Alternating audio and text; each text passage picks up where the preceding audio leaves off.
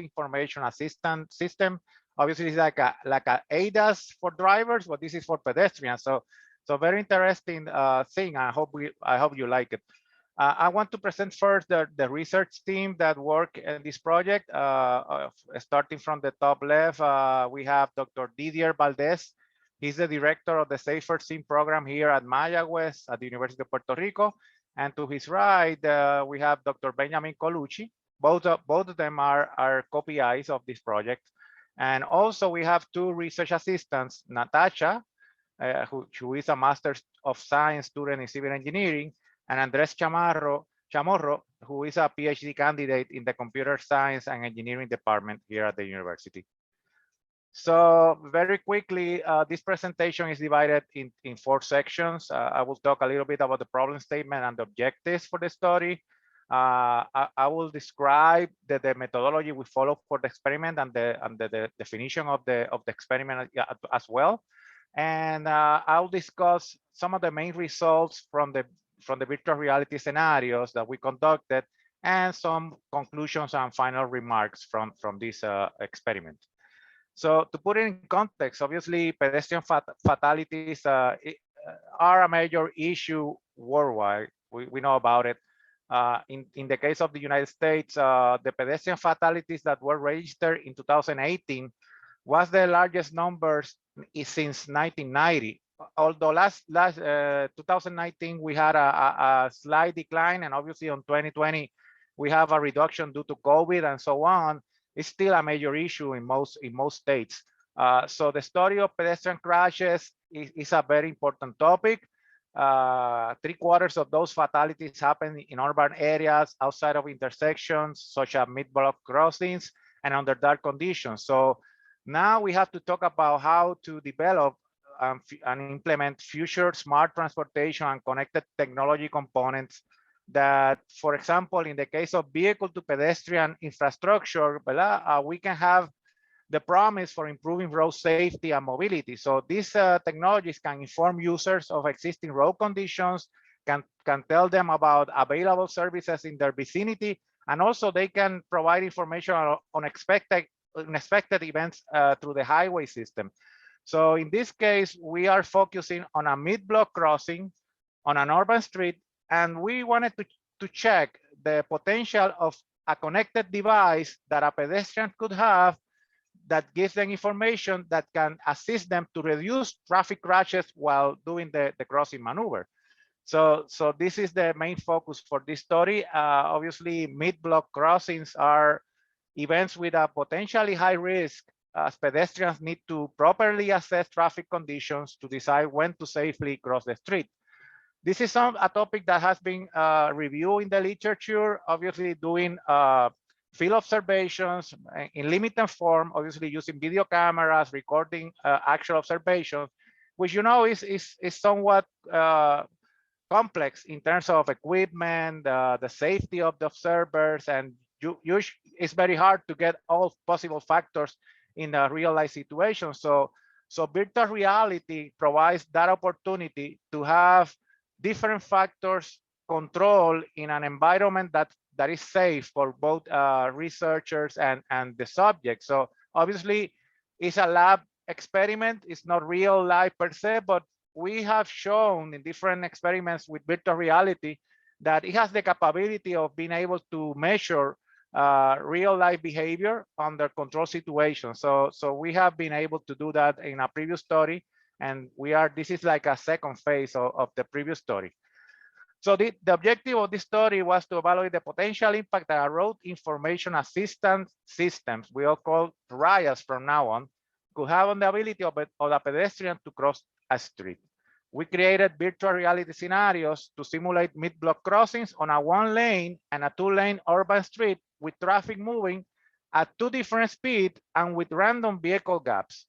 So the context of the experiment is that subjects are immersed in a vehicle-to-pedestrian environment that has a connected device with real-time information of the traffic conditions on the street. So obviously, I'm going to show you now some of the methodology steps. We can summarize it in 7 steps. And after we completed the literature review, the first step was the use of, and the training on the use of the virtual reality handle. The handle of the VR equipment was used to simulate a tablet that the person will hold as simulating that he will point it toward traffic. The tablet camera will look at the traffic, and that information will be processed by the tablet and will receive real-time information about traffic conditions. You will see that on a video later on. The creation and the coding of the virtual reality scenarios was another important step. We based the scenario on a straight urban street with either 1 or 2 lanes. The experimental design was done using 3 subject groups, one corresponding to a level of the RIAS devices. So we had those subjects who didn't have the RIAS, so they did the crossing, let's say, in normal way. And there were 2 other groups that has a RIAS on it. And we divided one group for a simple RIAS, simple level RIAS, and a complex level RIAS. And I will talk about it very short. So with these 3 calibration groups, we did a calibration phase initially because we wanted the RIAS to be customized for each individual. So the RIAS was customized so it can use the normal walking speed of each person. So we had to go through a calibration phase that we use to get a sense of what we are calling the normal walking speed. With that, then we completed the setting of the equipment, the setting of the experiment, and we did the simulation runs, and we also had questionnaires for the subjects in the experiment. Relevant details about the methodology and the simulation runs and the main results are going to be shown in the following slides. This is the equipment we use for the experiment. We have a HTC Vive I Pro that we acquired last year. The benefits of this equipment is that it has a wireless antenna, so it doesn't have any wire between the computer and the headset. The person can move freely without any assistance.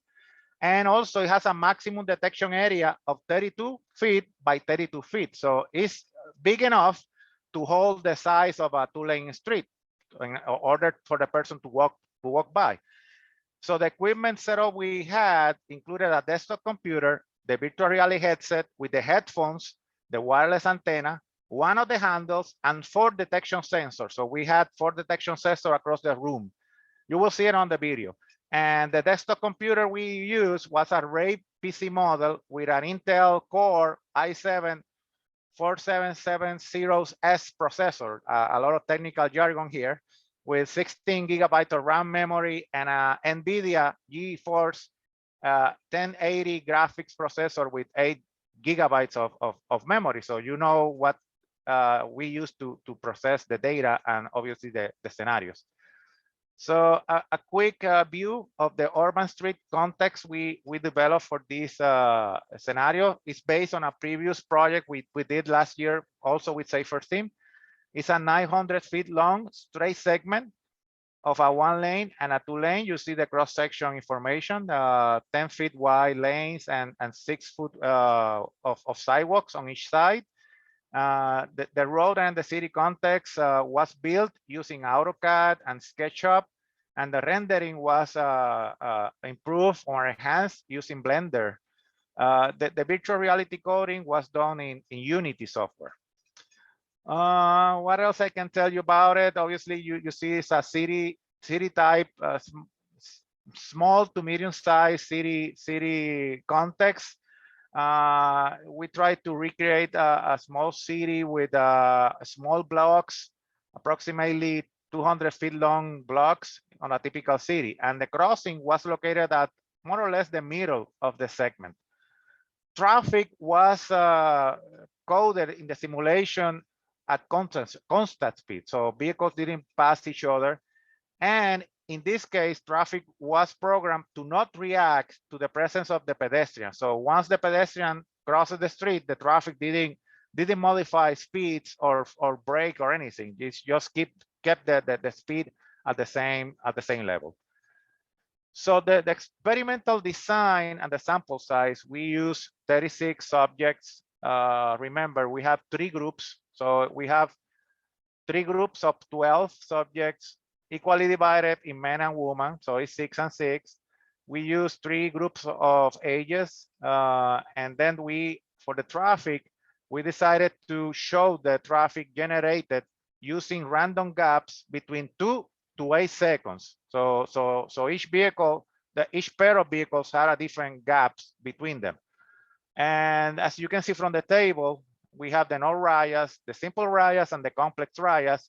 And for each one of those configurations, we had 4 scenarios that varied between 15 or 25 miles per hour. Remember, the speed of the traffic was constant. And obviously the number of lanes, either 1 or 2 lanes. So we have four scenarios for each one of the configurations for the RIAS device. So let me show you a video, obviously from a mock-up run. On the left side of the screen, you see an overlap video of the actual, the student performing this experiment. This is a mock-up. So you see Natasha on the back end of the road, and you see Andres sitting down at the computer working the scenarios. And you will see traffic going at 15 miles per hour.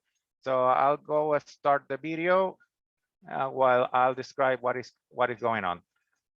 You will see the idea of these simulation runs was for the subject to analyze traffic and decide when to cross and reach the other sidewalk on the other side of the street without getting hit. That was important.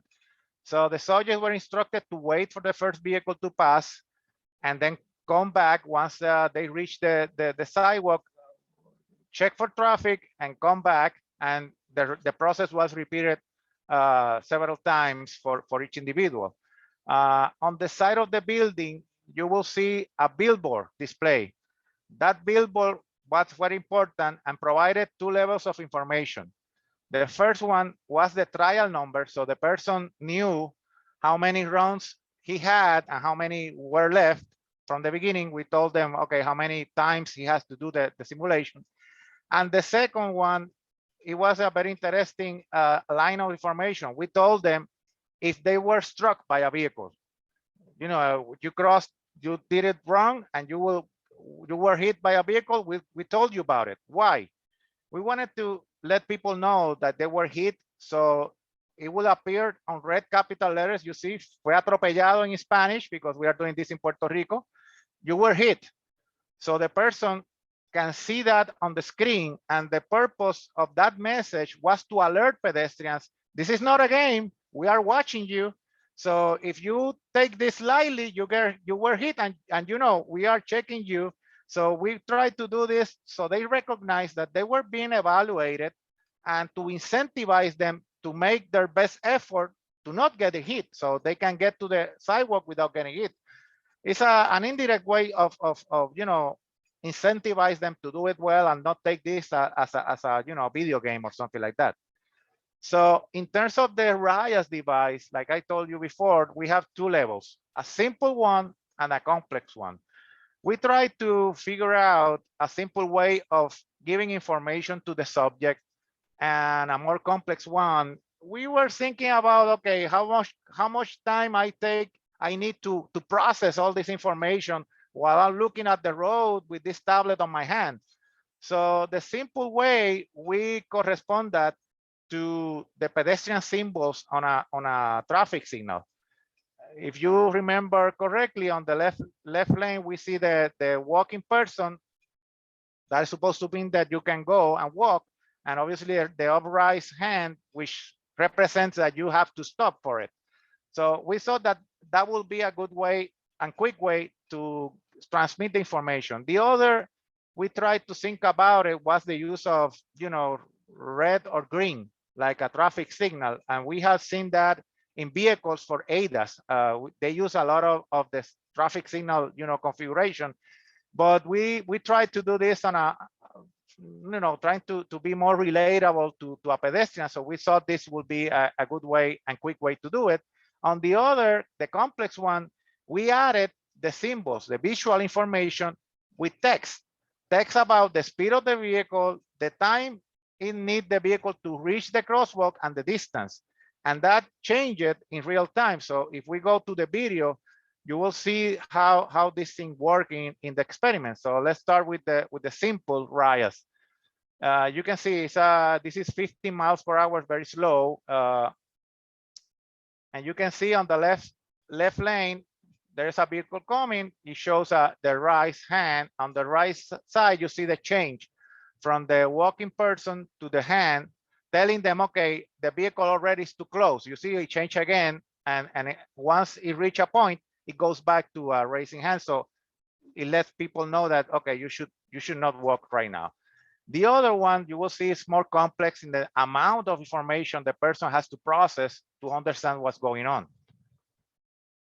You see that it has both the visual, the change of the symbols, and you see that the speed is not changing because the speed is constant, but the time and the distance it changed on real time. So on the right lane there's no traffic, so that you don't see any information.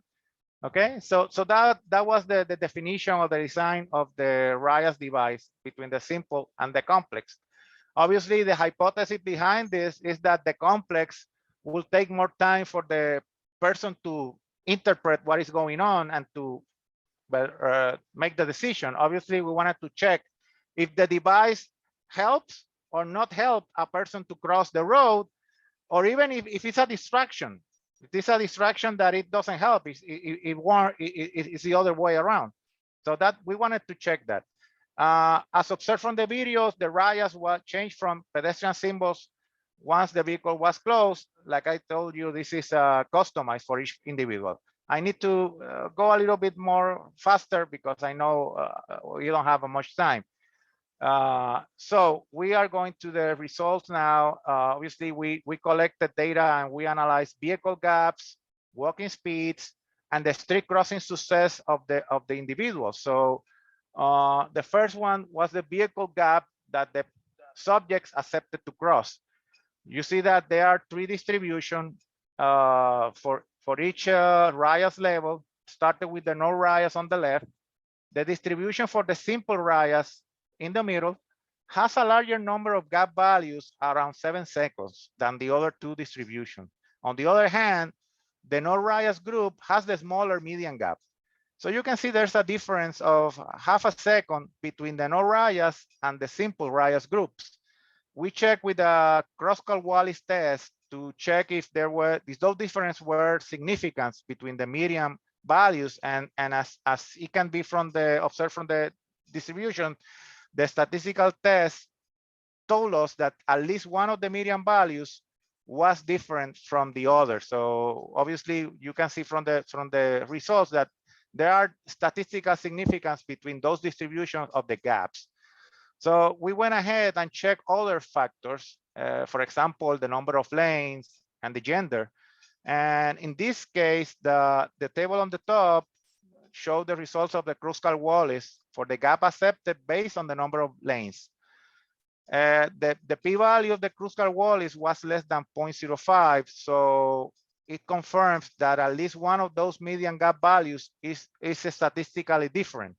So yeah, there's a factor involved in the number of lanes. When we saw the gender effect, the statistical test told us that there's no difference or statistical difference between male and females, even though females had a higher median value than the males, is not statistically significant. In terms of walking speeds, we see the distribution for the 1 lane and the 2 lanes. In this case, we did a Shapiro-Wilk test without group discrimination. The distributions are not normal distributed. That's something that we found in the literature as well. But we did find that there were significant difference between these calibration values and the real calibration values. These were the situation also with the rolling gaps on 2 lanes. We had some situations with rolling gaps. In those cases, you can see there is a trajectory of the person going back and forth, and that one in the middle show a rolling gap. The person stop in the first lane to wait for a gap on the second lane. So we analyze that, so we make sure that the speed that we were collecting were the correct ones after the person make the stop at the lane and then cross the other side of the street. In terms of walking speeds, when we analyzed the distribution, there was a difference between the calibration with no traffic and with traffic, and that's expected. The walking speed for the experimental runs was larger than on obviously scenarios without traffic. But let me move ahead because I want to show you the model we did at the end. I know I'm getting close to the end. The distribution of the average walking speed based on the RIAS shows a similar trend. There are differences between the no RIAS and the complex RIAS. You see that the p-value is barely larger than 0.05. So in theory, there is evidence to not reject the null hypothesis. But we went ahead and did further analysis to really see if there were any factors that influence the walking speed. So we did a Kruskal-Wallis test based on the individual factors, and we found that even though it's closer over 0.05, very close to 0.05, the age, gender, and the RIAS level had some effect on the walking speed of the individuals. So we did a modeling of those walking speed using a logarithmic transformation of the response variable, and we started analyzing what would be the effect of the combined factors on the speed. As you can see from the first model, the age and the gender did result in a significant factor, and although the effect, the R-square is very low, barely 3.5%. When we added the RIAS level, the RIAS levels were not significant, and the model itself were not significant. It wasn't until we added interactions that we found better results, still between 15 to 16% of R-square, which obviously we have a lot of error of variability that we cannot explain. But you can see that now the ones that I shaded in green show factors that can be significantly influenced for the walking speed. And now you can see that the RIAS level and the interaction with the age is significant in terms of how person increase or decrease their speed when walking on the street. So very interesting that on the age and the gender, the females tend to have lower speed, and older pedestrians, and that's expected, had lower speed. But the interactions were very interesting, and it increased from 3% to 15% the strength of the calibration model.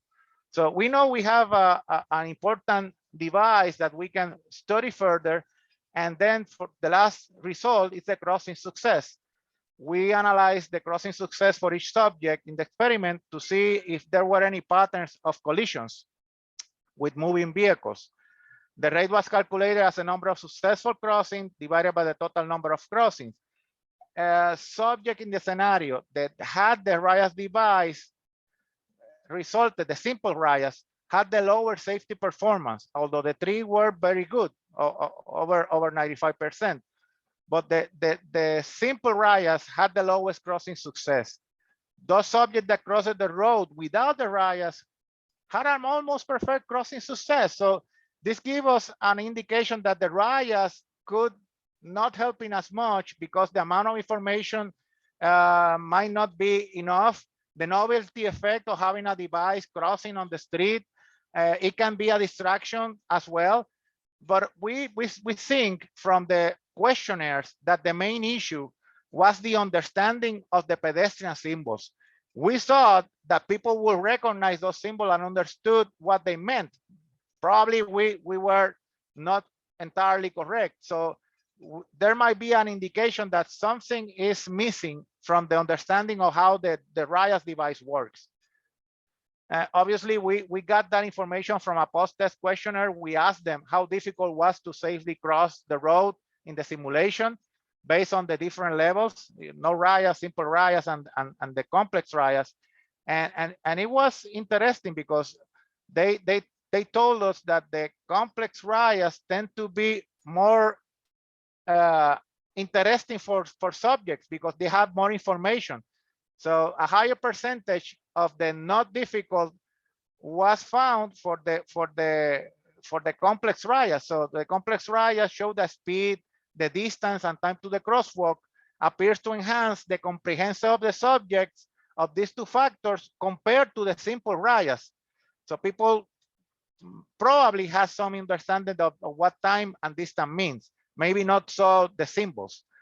On the right, we had the responses to the question, how comfortable did you feel in the virtual reality simulation? And 72% of subjects stated feeling comfortable overall, but those who felt with higher numbers, 83%, were for the no RIAS. So again, we see that the RIAS itself might not assist in that much. And we told them, obviously we trained them with the RIAS. So probably we have to do a better job on that training, so they feel comfortable with the use of the device to be able to help them. In short, let me complete my presentation. Obviously, the simple RIAS from the results had the worst crossing performance, and it has the most conservative subjects with the highest average gap accepted to cross. So those were the ones that had a higher half a second more to cross the road. The no RIAS, the people with no RIAS were more aggressive. They accept an average gap of half a second shorter. Even so, this group had the best performance. So even though they took shorter gaps, they had a better performance of not getting hit by vehicles. Subjects were more aggressive when crossing the two-lane street, when selecting lower vehicle gaps compared to the one-lane street scenarios. And obviously, well, like I told you, the number of lanes and the vehicle speed didn't influence the walking speed when analyzed independently. So the complex RIAS show better performance than the simple RIAS. So it went out against our initial hypothesis of how this is going to work. So we think that development of this device has some promise, but we have to study further and how to assess the understanding of the users in the meaning of the information that the device is providing them. We didn't do a study of the human interface. So probably we have to do a better job of trying to look for a human interface that they can understand better and quicker, obviously due to the risk. So future research will need to consider the effect of the walking speed as well on different configuration of roadway, instead of just straight segments, check curves, intersection with curve, turning vehicles, and also higher speed. We use 15 to 25 miles per hour, which is basically very, very slow on an urban setting. So we think that higher speed can give us another information, very, very important. So in a nutshell, that was our project. Again, I thank Safer Thing for this opportunity. If there is any time for questions, I'll be happy to answer them. Thank you very much. I think we can take time for questions. You can unmute yourself to ask a question, or if you want to type it in the chat, I'll be happy to read it for you. I have a question that way back to your experimental design. Why did you choose mid-block crossings? Yeah, it's an interesting. When we started last year, the first experiment, we used a mid-block crossing because we wanted to see the potential of the equipment to measure the walking speed without assistance from a stop sign or a traffic signal. So we wanted to check the capability of person of making this decision without assistance from traffic control devices. That makes sense to me. Are there any? Thank you. Are there any other questions? Does anybody want to unmute themselves? I'll also invite Jacob to unmute himself and tell us about the next webinar if you feel so inclined. If not, I can try to provide you some information about that. Yeah, thank you, Dawn. Can you hear me? Can, yes. Yep, and thank you, Alberto. Yep, our next webinar, we do have a full lineup here at the end of the year. It'll be next Tuesday again already, the 30th of November, and that'll feature a project from the University of Wisconsin-Madison. So we'll be sending the registration information out as soon as possible. So look for that in your inbox. So I'm not seeing anyone unmute themselves, and I don't see any questions in the chat. Alberto, I want to thank you for the very interesting presentation and the information-packed slides. I'm sure as we go through them and people watch them, we may get some questions for you. So Sure. thank you very